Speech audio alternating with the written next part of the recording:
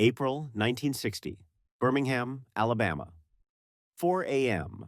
Martin Luther King Jr. stands in front of 16th Street Baptist Church. What's left of it?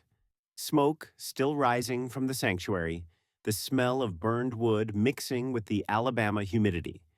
In his hand, a charred hymnal, leather cover blackened, pages curling but somehow intact. The fire marshal approaches. Arson, third church this month. King says nothing, just studies the hymnal's burned edges. Behind him, congregation members gather in the pre-dawn darkness. 4 little girls ask their mothers, "Where will we pray now?" Nobody answers. 2 blocks away, at the Whites Only Diner, local KKK members celebrate openly over coffee. The police won't investigate. Everyone knows. Everyone always knows. King makes a phone call from the sidewalk, refuses to say who he's calling. What he built in the next 90 days made grown men cry, including the ones who lit the match. By 6 a.m., King has walked through the ruins 3 times. 16th Street Baptist served 800 families. It was more than a church: Sunday school, voter registration, freedom meetings, safe haven. Founded 1873, survived Reconstruction violence, the Depression, 2 world wars. Now, ash and twisted metal. He finds the hymnal near what used to be the front pew. Opens it. His grandmother's handwriting in the margins, prayer notes from 1920. His father's handwriting from 1935. His own, age 12. One day, no more hate. The congregation gathers in the parking lot. Someone asks what they'll do. King looks at the hymnal, then at the ruins, then at the people. "We'll rebuild," he says. They nod. They've heard this before. 3 other churches burned that spring, all rebuilt traditionally. But King's already sketching something in his mind. Something that will change everything. Something that will terrify Birmingham's white establishment more than any march or boycott. By nightfall, he's in his hotel room drawing plans. Within 48 hours, King has made 7 phone calls, all to black architects and contractors across the South, all sworn to secrecy. They arrive in Birmingham by the end of April. Late-night meetings in church basements.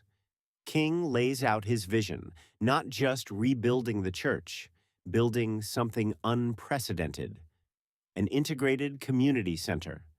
Church sanctuary, yes, but also K-12 school, medical clinic, legal aid office, community library, all under one roof. 40,000 square feet, first fully integrated public building in Alabama. His advisors push back immediately. "They'll burn it down before you finish."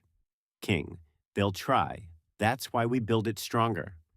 He recruits Robert Mills, a white architect from Philadelphia with civil rights credentials. Mills reviewed Rosa Parks' house plans in 1956. He agrees to come south knowing what it costs. His wife and children will relocate to New York for safety. He'll stay, supervise construction. The real question: money. A building this size requires $200,000, over $2 million today. King has $3,000 in church funds. By mid-May, the Ku Klux Klan knows something's happening. Their informant reports unusual activity: out-of-state cars, night meetings, surveying equipment. The local White Citizens Council holds an emergency session. 50 members, including 2 police officers and a city councilman. Someone obtained a partial blueprint, enough to understand the threat. "If they build that," the council chair says, "everything changes." They're right. An integrated community center, fully operational in the heart of Birmingham, would prove integration works. It would attract federal attention, northern support, media coverage. It would become a model. Other cities would copy it. The segregationists' nightmare, evidence. They plan to sabotage construction before it starts, bomb the site, threaten workers, tie it up in legal permits. Meanwhile, King's moving faster than they realize. He's traveling north every weekend, New York, Boston, Philadelphia, meeting donors in private homes. Eleanor Roosevelt opens her Manhattan apartment for a fundraiser.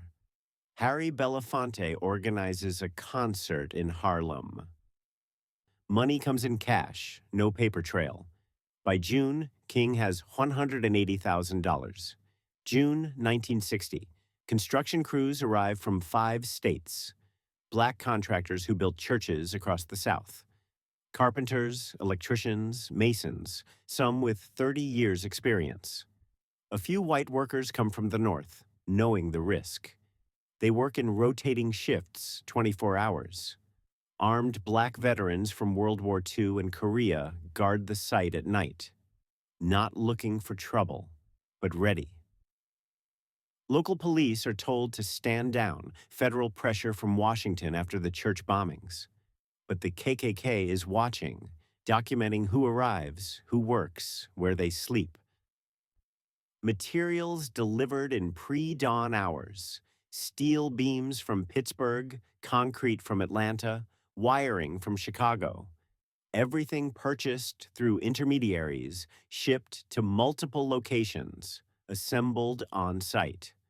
The foundation goes up in 3 weeks, faster than any commercial building in Birmingham history. Neighbors bring food, water, encouragement. Children gather after school to watch. "What is it?" they ask.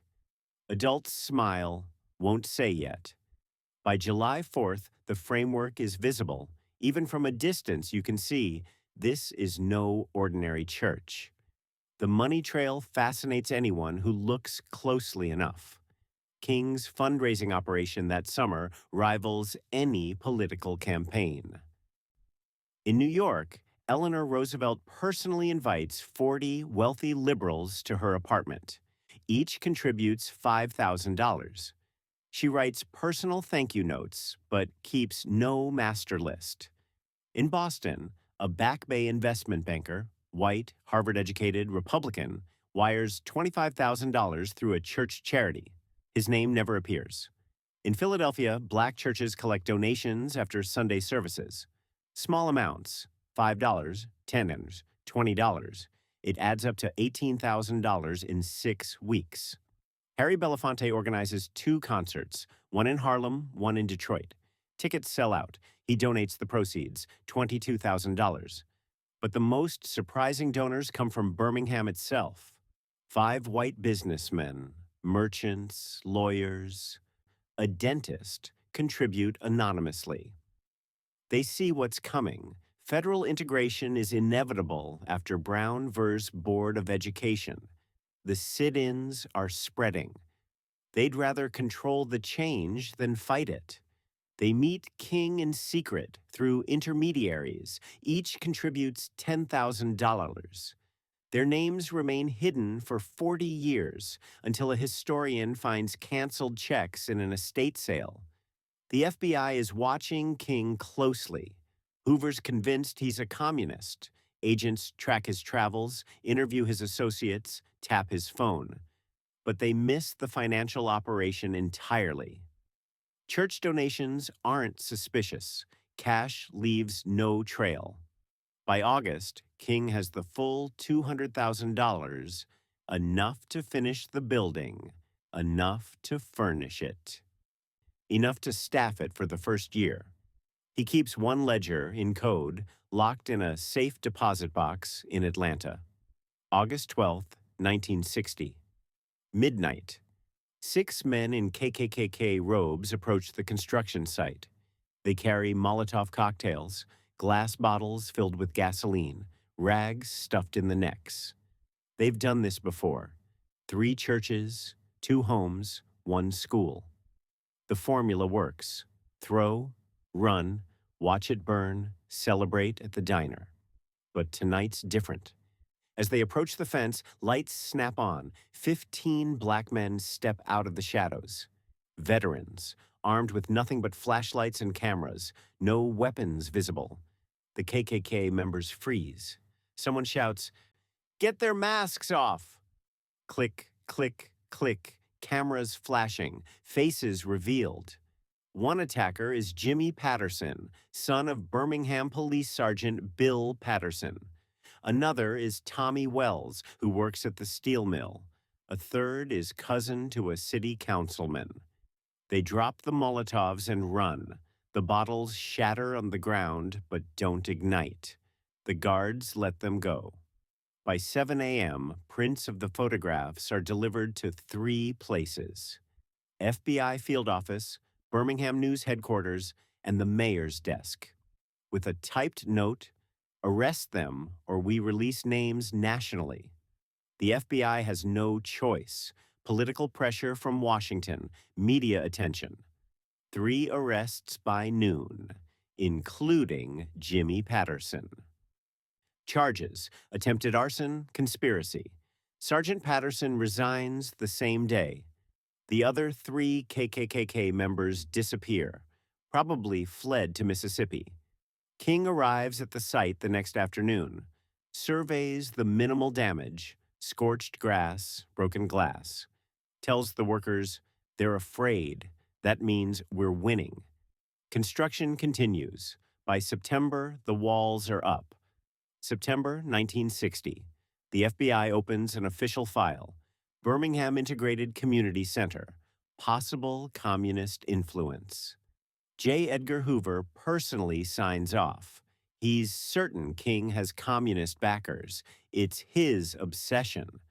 Agents interview workers, donors, neighbors. They find nothing, just American citizens building a building. No communist manifestos, no Soviet money, no secret meetings with party members. Just black and white people working together. But the surveillance intensifies anyway.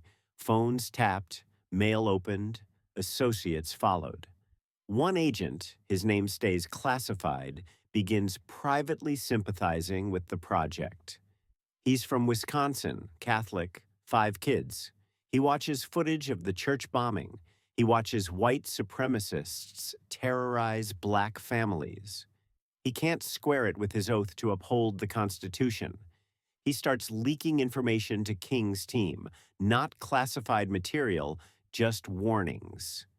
Planned attack on October 3rd, 6 men armed. It's enough. Security prepares. The attack never happens. The would-be attackers see the guards and leave. Another tip: City Council will deny occupancy permit. They'll claim electrical code violations. King's team hires independent inspectors from Atlanta. Everything passes. The permit is issued. The agent's identity is never uncovered. In 1965, he'll transfer to the Cleveland field office. Years later, his daughter will find a locked box in his basement after he dies. Inside, photos of the Birmingham Center's dedication ceremony, a newspaper clipping, a letter from King thanking a friend who showed courage. She'll publish the story in 2003. By October 1960, construction is 75% complete. The sanctuary seats 500. The school has space for 200 students.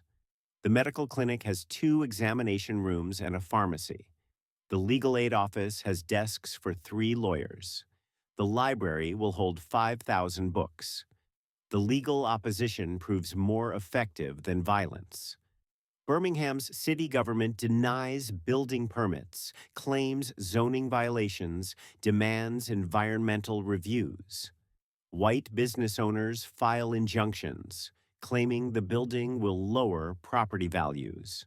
Churches complain about noise. But King's legal team anticipated this. They found a loophole. The original church charter from 1873 granted perpetual building rights on this land for religious and educational purposes. That language predates modern zoning laws. King's lawyers argue the new building falls under the original charter. The city fights back. Hearings, appeals, counter-appeals. Meanwhile, construction continues. Architect Robert Mills lives on site in a trailer. His office in Philadelphia is vandalized, windows broken, files scattered, a burning cross left on his desk. He doesn't return north, just moves his workspace to Birmingham. His wife calls every night from New York, begging him to quit. He refuses. "This is the most important thing I'll ever build," he tells her. In October, a federal judge rules in King's favor. Judge Benjamin Carter, appointed by Eisenhower, cites the original charter and the First Amendment. The right to worship and educate cannot be denied by zoning laws. Birmingham's city government appeals to the Fifth Circuit. The appeal is denied. By November, all legal obstacles are removed. The building is finished. Inspectors from the state grudgingly approve the electrical, plumbing, structural engineering. Furniture arrives, pews for the sanctuary, desks for classrooms, examination tables for the clinic, bookshelves for the library. Staff is hired, teachers from local colleges, a white nurse from Boston, black doctors from Tuskegee, 3 lawyers with civil rights experience. Everything ready. November 15th, 1960. King holds a press conference. National media invited: CBS, NBC, Life magazine, The New York Times. He stands in front of the completed building, 40,000 square feet, red brick, white columns, large windows. Looks like a university building, not a church. He announces the dedication ceremony December 10th, 1960. And for the first time, he reveals the full scope. This isn't just a church. It's the first fully integrated community center in Alabama. Sanctuary for worship, school for K-12 students, black and white, medical clinic offering free care to anyone, regardless of race, legal aid office for civil rights cases, library open to the public, all under one roof, all integrated. The reporters scribble furiously. This is the lead story. King explains, "We're not asking for integration, we're demonstrating it." When people see black and white children learning together, worshiping together, healing together, the moral argument becomes undeniable. The reaction is immediate. White Birmingham is shocked. Many assumed it was just rebuilding the church. The scale was hidden until now. Segregationists realize this becomes the model for the entire South. If it succeeds here, it spreads everywhere. Death threats flood in, letters, phone calls, telegrams. "You won't live to see Christmas." King's hotel room phone rings constantly. His wife, Coretta, begs him to postpone. He refuses. Federal marshals arrive in Birmingham. Orders from the Justice Department protect this event. Over 100 marshals plus local FBI agents. The Klan plans major action. Intercepts confirm it. On December 2nd, 30 KKK members are arrested in a coordinated raid. Among them, 2 police officers, a city councilman, a fire inspector. The arrests make national headlines. Not just random Klansmen, government officials, proof of institutional racism. The Justice Department announces federal charges: conspiracy to commit domestic terrorism. Some will serve prison time, others flee the state. Birmingham's mayor issues a statement condemning the violence, but it's too late. The city's reputation is destroyed. Northern newspapers call it the most segregated city in America. Businesses lose contracts, tourism drops. Meanwhile, the community center's dedication draws unprecedented attention, over 5,000 RSVPs from across the country. reporters, civil rights activists, religious leaders, politicians. Senator John F. Kennedy sends a telegram of support. Former First Lady Eleanor Roosevelt will attend in person. December 9th, 1960, the night before dedication. King is alone in the sanctuary. It's finished now. Wooden pews, stained glass windows depicting biblical and civil rights scenes. A pulpit carved from oak. On the altar, the charred hymnal in a glass case. He opens the case, picks up the hymnal, reads the margin notes. His grandmother's prayer from 1920, "We shall overcome." His father's note from 1935, "I believe this, even when I doubt." His own, age 12, handwriting shaky. "One day, no more hate."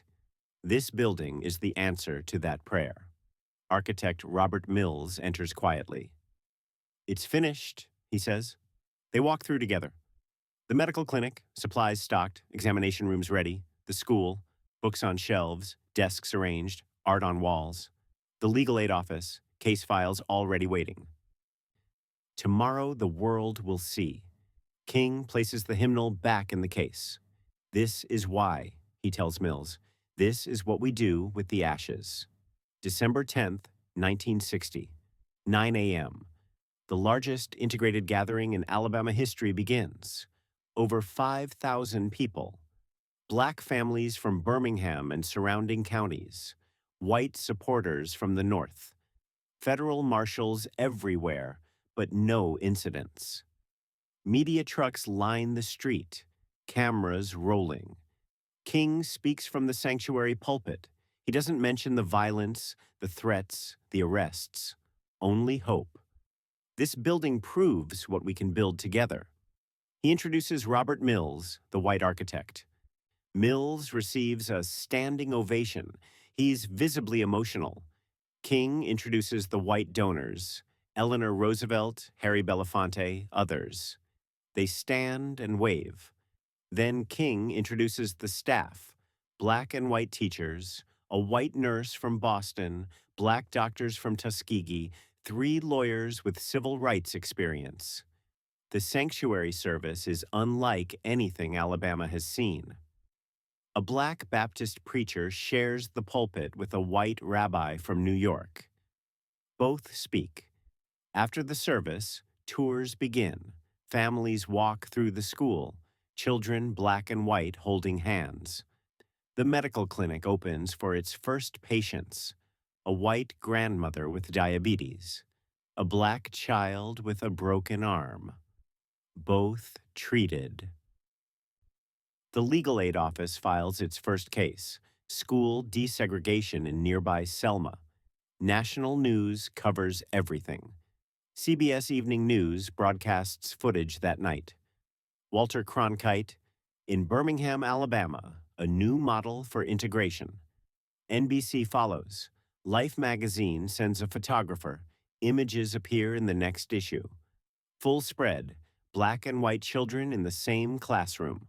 A white nurse treating a black patient. The sanctuary filled with both races. White readers see it's possible. The South sees it and panics. The building stands for 3 years. It becomes exactly what King hoped. A model. Over 50 similar integrated community centers are built across the South between 1961 and 1965. Atlanta, Memphis, Nashville, Jackson, New Orleans. All copying the Birmingham blueprint. In 1963, a bomb explodes at 16th Street Baptist Church, a different part of the complex, the original site. 4 girls die. Addie Mae Collins, Cynthia Wesley, Carol Robertson, Denise McNair. The tragedy is immense, but the main building survives. The school, clinic, library, legal office, all intact. They reopen within a month. Attendance increases. The bombing, meant to destroy, only proves the necessity. Federal funding for community action programs in 1964 directly references the Birmingham model. Many of the builders, donors, and white supporters are never publicly named. Robert Mills, the architect, dies of a heart attack in 1962. He's 51. The stress likely contributed. His widow reveals his role only after his death. She kept silent to protect him while he lived. In 1965, the Voting Rights Act passes. King attends the signing. In his coat pocket, the charred hymnal. He carries it everywhere until his assassination in 1968. After his death, Coretta King donates it to the National Civil Rights Museum. It's displayed in a glass case, still charred, pages still readable. Visitors see the penciled prayers in the margins. 3 generations. His grandmother's, "We shall overcome." His father's, "I believe this, even when I doubt."